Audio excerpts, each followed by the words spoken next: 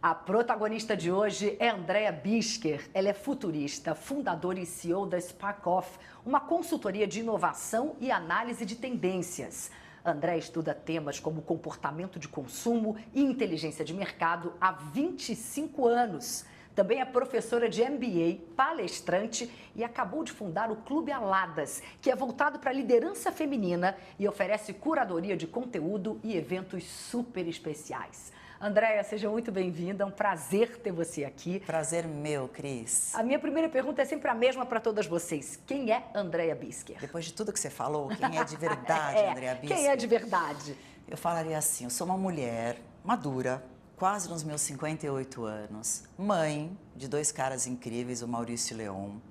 Sou super empreendedora desde os 23 anos e uma mulher super curiosa que quer sempre descobrir what's next, o que está acontecendo em seguida. Então, eu diria assim que eu vivo muito no futuro, uma pessoa que vive no futuro, que tenta conectar pontos, mas que hoje, na maturidade, queria tentar viver um pouquinho mais no presente. Muito bom isso que você trouxe, já de cara, dessa conexão de pontos. Você tenta conectar pontos. Você tem uma palestra no TEDx que fala exatamente sobre isso. Traz aqui os pontos principais que você leva nessa palestra. E sabe que foi uma curiosidade? A gente vai conversar um pouquinho do SXSW e um cara incrível comentou que hoje todo profissional tem que ser um conector de pontos. Então, é quase uma pessoa que tenta encontrar o sentido das coisas que estão em transformação.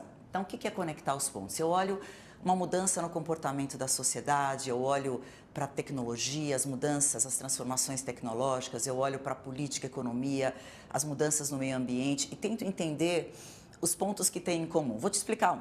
Então, por exemplo, teve o IBGE que mostrou o censo, acho que foi 2 anos atrás, que a população brasileira está envelhecendo. O Brasil vai ser o 5º país no mundo com a população mais velha, mais madura.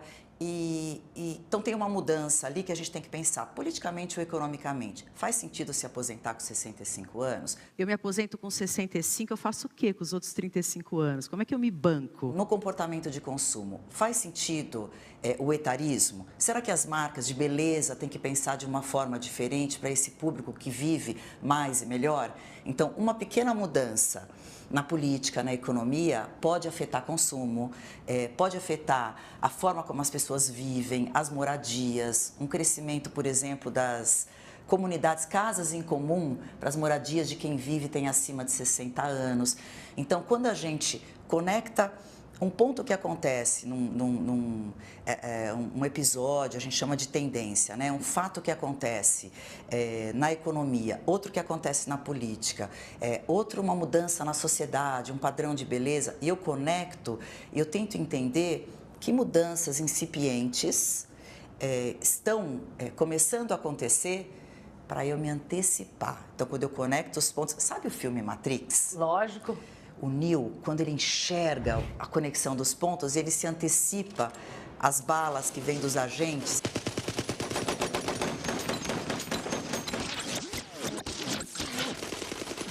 Então, quando você se antecipa, quando você, enxerga, conecta os pontos da Matrix, você consegue se antecipar. Então, isso nos negócios é super importante, porque aí você consegue tomar decisões mais acertadas. Então, esse é o olhar, é o tempo inteiro estar observando mudanças sutis.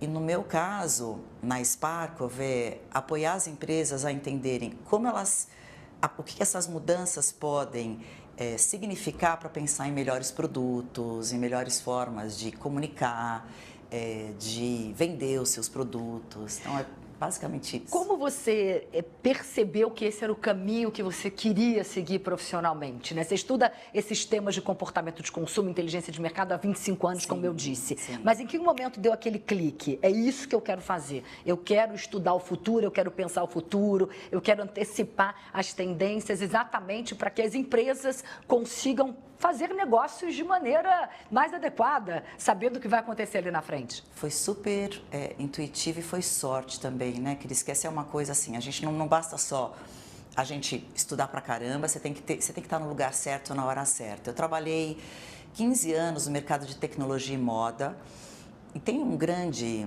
site, ele ainda é o maior do mundo, que chama WGSN, que é uma plataforma de inteligência de mercado, era só para moda. Então, o fundador veio para o Brasil, eu estava grávida do meu segundo filho, do Leon, e ele queria alguém que vendesse caro, eu vendia essa tecnologia, era uma empresa francesa, e que tivesse network no universo da moda. E me convidou para trabalhar lá, eu achei super interessante. Eu grávida, um cara já com cabeça super aberta, porque hoje em dia, né, você absorver as grávidas, né, quer dizer, uma coisa maravilhosa. E foi aí que eu entrei. Anos isso? Faz a idade do Leão, 20 anos. Tá. Essa tá fácil de responder. E eu me lembro que nessa empresa de tecnologia, o que foi o meu gatilho? Eu vendia máquinas que faziam a modelagem, faziam o encaixe. Se você errava, você vai lá e corrige, faz um corte diferente, uma costura. Mas se você erra na criação, se você erra naquilo que a Cris está querendo comprar, acabou. Você errou uma coleção, você joga tudo fora. E a moda é uma área onde demanda um conhecimento, um entendimento em tempo real, 24/7, hoje. Então, foi aí que eu conheci WGSN, foi aí que eu comecei a me apaixonar, a entender essas mudanças e o quanto era interessante, era curioso, era bacana pensar numa forma estratégica de poder se programar e planejar o futuro. E aí, Cris, eu fui estudar ciências do consumo. Eu sou super CDF, esqueci de falar lá no começo. Eu brinco que eu era aquela CDF que sentava lá na frente e fazia shh para as meninas menos CDF. Graças a Deus eu mudei um pouquinho. Então somos duas, eu era assim também e também mudei. Imagina, chata pra caramba. E aí eu tava numa aula, teve um professor incrível de design, que ele disse o seguinte, ele falou... você tem essa cadeira, que é uma cadeira alvar alto, que chama o designer, que é uma cadeira dinamarquesa, e ele estava mostrando que esse designer, ele pensou, eu vou fazer essa cadeira de uma forma que ela represente a madeira, e eu estou percebendo a finlandês, eu estou percebendo que se a gente continuar extraindo madeira da Finlândia, no ritmo que a gente está extraindo, não vai ter mais floresta no futuro. Então, ele inventou uma forma diferente de extração, ele inventou a fórmica. E aí o professor pergunta para a gente, nessa aula de Design Thinking, no curso de Ciências do Consumo, o Brasil chama Brasil por quê? Pau-Brasil. Cadê o pau-Brasil para contar a história? Então, um país que não é longo prazista, uma empresa que não é longo prazista, uma pessoa que não é longo prazista, não consegue prever o futuro e não vamos ter mais pau-Brasil. Vamos viver hoje uma sociedade tipo Mad Max. Então, que é um filme que mostra que a gente não tem mais água. Sim. Então, eu acho que isso me deu um clique de entender que a gente tem que letrar as pessoas sobre o futuro, que quanto mais a gente explicar para as pessoas as ações que a gente toma hoje, como elas vão refletir na nossa sociedade no futuro, mais chance a gente tem de ter uma vida melhor, um país melhor, uma humanidade mais justa. Acho que é aí que veio o clique para mim.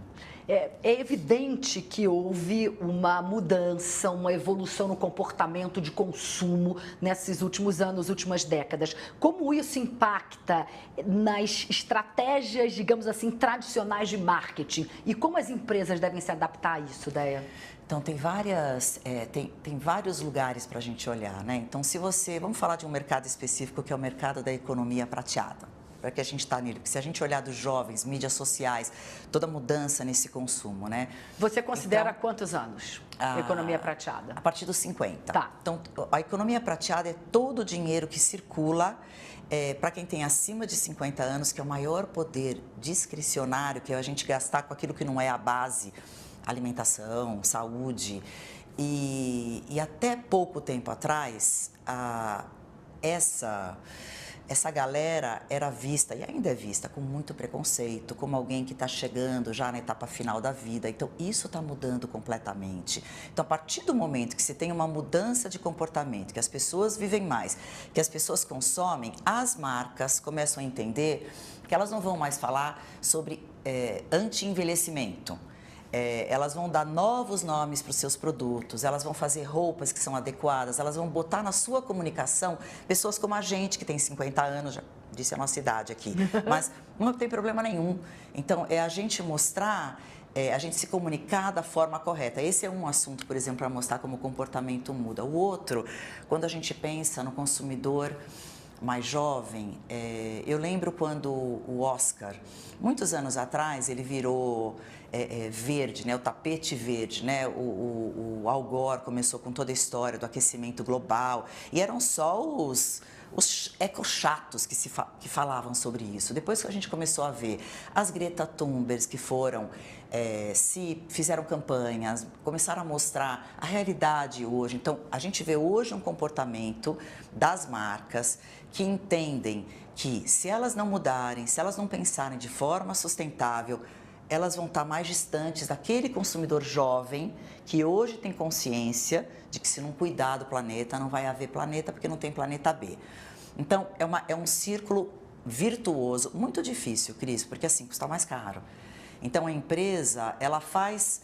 Você tem líderes incríveis, que são líderes com propósito, que eles sim estabelecem que é por aqui que a empresa vai. Mas, na grande maioria, a gente tem lá aquele númerozinho lá, o número final, o resultado, e talvez ele vai optar por um produto que não seja tão que dê mais dinheiro no final das contas. Falou tudo, que dê mais dinheiro no final das contas. Mas a garotada, os jovens hoje estão fazendo escolhas melhores. Então, a empresa, para vender para eles, tem que tomar decisões mais acertadas. Então, é esse ciclo virtuoso que seria muito legal a gente entrar. Então, depende da mudança no comportamento, mas depende da gente ter hoje a clareza do que está acontecendo no mundo, por exemplo, com relação às questões climáticas, né? E até para a gente ter mais clareza do que está acontecendo, você frequenta muitos festivais de inovação, tecnologia, criatividade.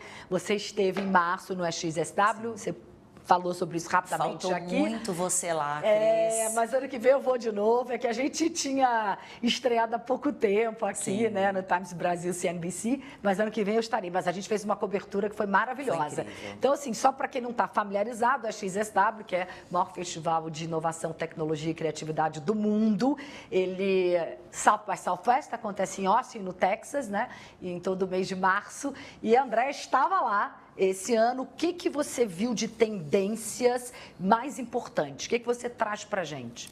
Assim, que ajudam nessa conexão dos pontos? Inteligência artificial em todos os lugares, Sim, em todas as palestras. a grande revolução. O festival tem 24 trilhas e ano passado foi a primeira vez que teve inteligência artificial. Então, essa tecnologia, computação quântica, robôs, essa cresce cada vez mais. Eu diria assim, como tendência, e até curioso, Cris, porque eu te comentei que eu vivo super no futuro, né? E você comentou que eu fundei o Clube Aladas, que é esse clube para as mulheres. A gente brinca que são as mulheres que já chegaram lá nos seus 40, 50, 60 e estão se perguntando onde é exatamente lá. O que foi o grande tema do SX, que foi a abertura do SX? Saúde social. Então, a Kesley Killam, que é uma acadêmica, uma palestrante, ela... É bom falar que a primeira palestra ela dá muito tom do festival. Então, ela trouxe o tema que saúde social é tão importante quanto saúde mental e saúde física. Vários outros palestrantes, Lauri Santos, de Felicidade, Emi Galo, muitos falaram sobre o tema. O que é a saúde social? É esse olho no olho, é a gente interagir. Então, você teve desde o CMO, o chefe de marketing do Bumble, que é um site de paqueras, contando que hoje ele tem letramento para os jovens, para ensinar os jovens a sair de trás das telas, para eles voltarem a se conectar, para eles voltarem a se encontrar.